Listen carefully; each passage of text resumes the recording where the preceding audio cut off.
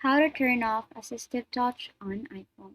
So all you have to do is to go here to settings. So let's say you don't want to have this assistive touch option anymore. So what you're gonna do, or feature. So what you're gonna do is you're gonna go here, scroll down up until you see accessibility option here. Click on that, and then here under the physical and motor section you'll see touch. Click on that, and here in the very first option you'll see assistive touch.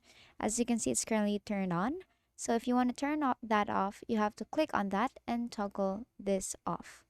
And as you can see, we have now turned off the assistive touch on iPhone. Now let's say you want to customize it. So let's say you want to adjust its opacity. So you can do this. As you can see, you can barely see it, or you can even set it to 100, which is very visible. So for me, I just want to set it to 40 actually, so that I can still see images and all, and then tap on that. And then here you can have a customized top level menu. You can change these notifications. So whenever you click on that, you can change these things.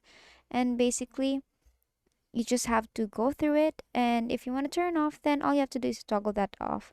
And basically that is it, and that is how you turn off assistive touch on iPhone. And that is all for today.